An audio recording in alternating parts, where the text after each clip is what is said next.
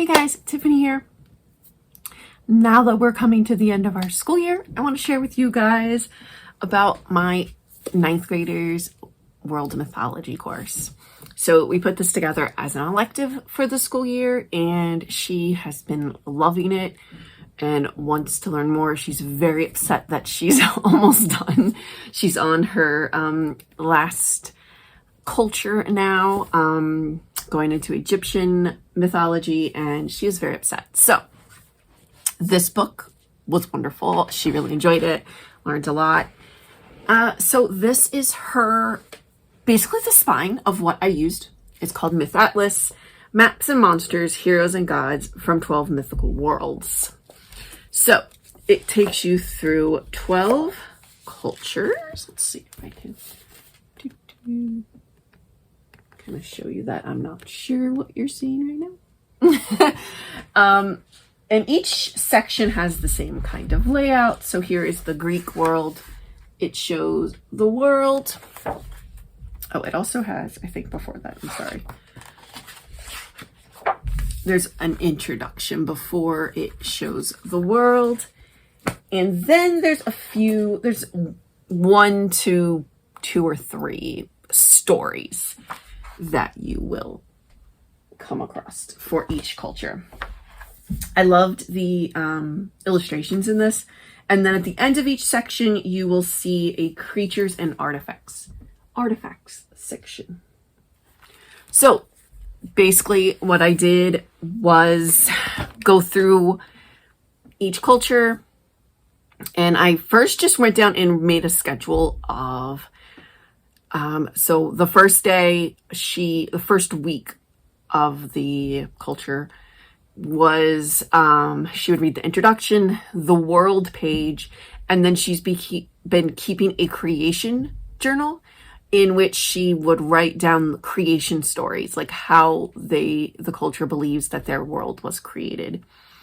And so she's been doing that for each one. So at the end, she will have a journal of all of them together. And then she's going to be, her final assignment will be, I believe writing a paper. I think I assigned her to write a paper about that, but now I'm not 100% sure. So I actually have to go back and figure that out. So I actually have it pulled up right here. So I'll tell you this now. I put everything into Google Classroom.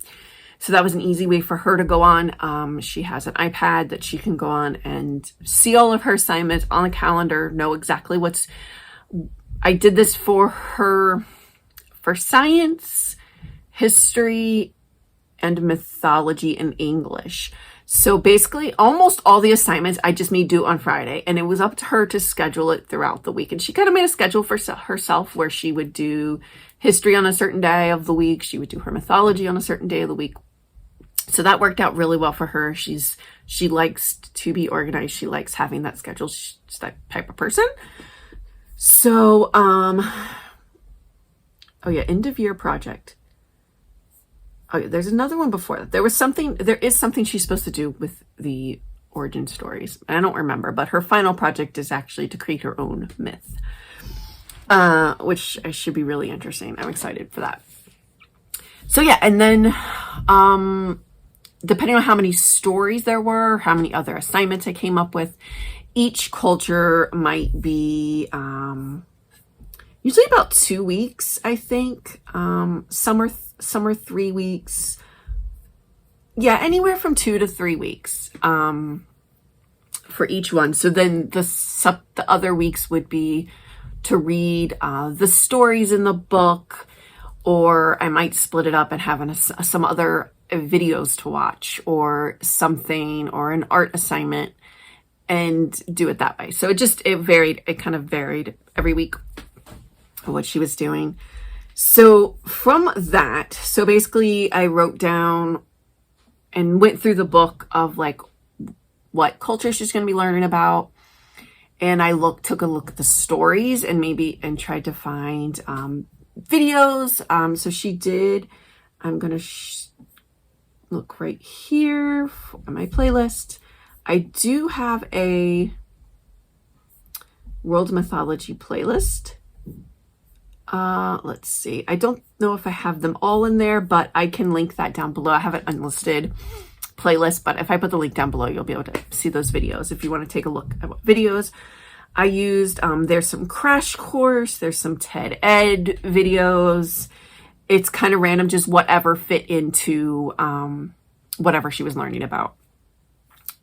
So the videos were pretty interesting. I had a good time, actually. I learned a lot watching these videos. And for the videos, a lot of them, as I was watching them, I would create worksheets for her to answer. So this first one is, I'll just show the first one. It was a video,